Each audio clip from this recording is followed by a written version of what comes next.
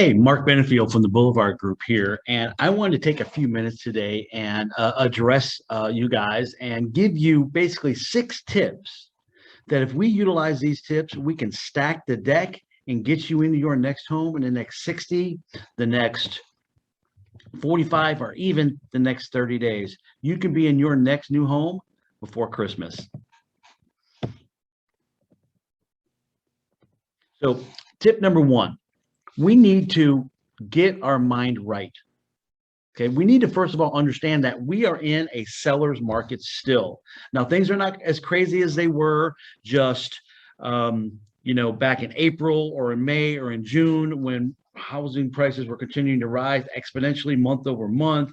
We were pushing new limits in every neighborhood.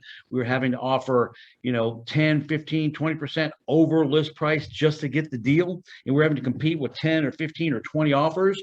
We're still in a seller's market. It's not that crazy, but it is still seller's market. Inventory is still ridiculously low. Interest rates are historically low. We still are having competitive situations. Homes are still going quickly. We're just getting 3, 4, or 5 offers as opposed to 15 or 20 offers. So you have a much, much, much better chance now of winning a home than you had maybe just 6 months ago. Additionally, I know some of you that are watching this video right now have what we call buyer fatigue. I mean, you've been in the market, you've been looking at homes are going in one day, you lost homes, maybe multiple offers. Some of you may have lost 6 or 7 homes in the past. If that's the case, listen up, because the things I'm going to mention to you here in a moment are going to help you stack the deck, and it's going to give you the best possible opportunity for you to be in that new home that you want. So number one, like I said, is get your mind right. Understand we're in a seller's market and it is still competitive. Tip number two, put your best foot forward. I'm sorry, but this is not your mom and dad's home buying environment. This is not 1975. It's not 1980. It's not 1995. You're not going to find a home that's been on the market for 120 days and you're going to be able to buy at 15, 20, 25, 30% off list price. Those opportunities don't exist. Because if a home was 25 or 30% below list price and I could buy it, I would buy it all day long and I would sell it again, right? Those opportunities do not exist. We have to understand that when we're going to go offer, we need to be thinking list price or above on every single offer we make. There are a few exceptions. I have had a handful of homes just in the last, 90 days, including one just this week, where we were able to purchase a home and get it below list price. It's still the exception. It's not the rule, but it is possible under certain circumstances. And we're happy to consult with you and look for those opportunities as they exist here in the Wichita area market. But put your best foot forward, because you're probably not going to get a chance to counter.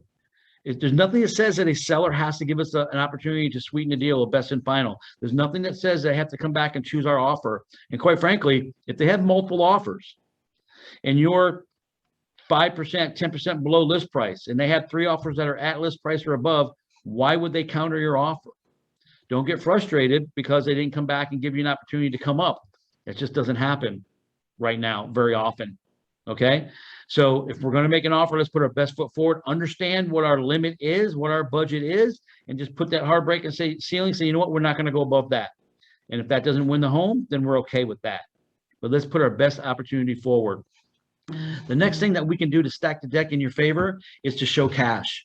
If we have the means and we have the ability to sweeten this deal by putting more in earnest money to show the strength of our financial situation, to show the strength of our finance package, then let's do that. Typical earnest money here locally is anywhere from $500 to $1,000, $1,500. We have been putting more than that when possible into deals. We've had some, I think one that we wrote earlier this week was $2,500 earnest money. I've written them with $10,000, $20,000 earnest money if we have the cash. And what that sends a message to the seller is that we're on firm financial footing. We have the ability to do this deal if things go slightly wrong, and then we can get this deal done. Because at the end of the day, a seller is not only looking at the highest price, they're looking at the deal that is going to give them the most advantageous ability to close and close on time, and for them to be able to move on with their life and take care of their own financial obligations. So this is a great opportunity for us to be able to show our financial strength if we have it. If we don't, and we're still, looking to purchase a home, maybe with an FHA loan or VA loan, and we don't have a lot of cash, there's still ways for us to stack the deck, and we can still win if we don't have a lot of cash. The next thing that we're going to use to stack this deck in your favor is we're going to look at the appraisal and the possibility, if possible, to show what we call an appraisal gap coverage. This is something that's been doing more and more here in the Wichita area. We've been able to do it very successfully. So we have a couple of choices. If we can either waive an appraisal completely if we're coming in with all cash. Most of us aren't. Most of us are either conventional FHA or VA mortgage, where we don't necessarily have that ability to waive the appraisal. And when I say waive the appraisal, what I'm basically saying, if there's a gap, let's just say it's a $225,000 home, and the bank comes and says, well, I understand that you offer $225,000, but we're only going to loan $220,000 on this property. A lot of times what the buyer's trying to do is have the seller then drop the price to $220,000. Well, when you have multiple offers, what incentive is there for the seller to drop the price? They could just go to the next offer. So what we've been able to do is sometimes put in $1,500, $2,500, $5,000, $10,000 coverage, that if the home doesn't appraise, we have the cash and the wherewithal to be able to put more money into the deal to make this deal happen. So we've been able to utilize that very, very, very successfully, including yesterday. We were able to secure one where we were able to utilize an appraisal gap strategy on top of some other strategies and win that home for our buyer client. The next thing to stack the deal in your favor is what we call non-cash negotiables. To a seller, it's all about the total package. It's not always about the highest price. We've won several deals this year where my client was not the highest price in a multiple bid situation, but our total package was better. And looking at the total package, what we're talking about, right? Putting our best foot forward, showing cash and increasing earnest money if possible, dealing with any possible gaps in the appraisal by perhaps putting some money in reserves for that. The next thing we can do is think about non-cash negotiables, right? Things like inspections. Typical inspection period here in Wichita is anywhere from 10 to 14 business days. Understand, to a seller, that's 14 to 18 actual days, right? And when you have a deal that's only 30 days from beginning to start when it's going to close, if you have to wait 18 days to know whether or not you're going to be able to close this deal, that's a lot of pressure put into the deal. So if we can take some of that pressure, if we can deflate that issue and bring our inspection period down to 5 days, 7 days, or we can completely waive it, and not, which I don't necessarily advise. It can be done under circumstances, and we have done it successfully. We can actually waive the inspections with some types of financing.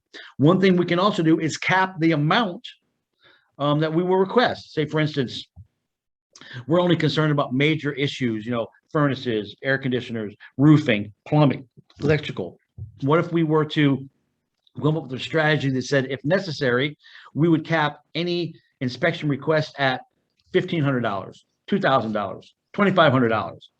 Anything that we can do to take the pressure off the seller and give them an opportunity to say yes to us, we want to do that. The sixth and final thing that you need to do to really stack the deck, right, is make sure that you're working with somebody who has experience, credibility, and knows how to negotiate.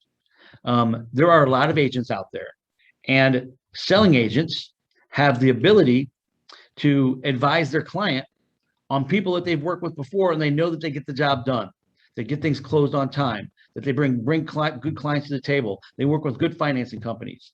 Do not shortchange the fact that not all real estate agents are equal. Just because somebody has a real estate license doesn't mean they have the same level of experience, they have the same level of credibility within the real estate community, and they have the skills and the ability to negotiate the best possible terms in your favor. So just to review real quick and make sure we understand, the 6 things that we can do to get you into a home by the end of the year if necessary is: 1, make sure we come in with the right frame of mind. 2, bring our best foot forward. If we're going to go for the home, let's go for it. Let's put together a good, solid deal. Let's not waste money if we don't have to, but let's make sure we understand we're not going to be getting deals at $10,000, $15,000, $20,000 below list price for the most part. There are some deals, not very many.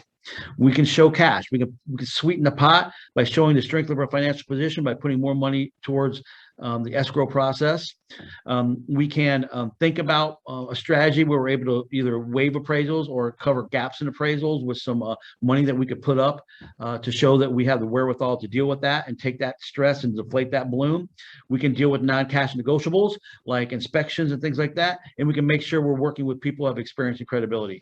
Those things, if we deploy those things, we have the best possible chance of you winning a home and being it by the end of the year. We'd love to be able to help you. Give us a call here at the Boulevard Group. Mark Benefiel, 680-7405. That's Mark Benefiel, 680-7405. You have a great Thanksgiving. Hey, if you want one of those pies, click that link below and we can get you your great, fantastic pumpkin pie for the holiday season. We're giving those away on the 23rd and 24th. Don't forget. Have a great holiday. Happy Thanksgiving. We'll talk to you soon. Bye.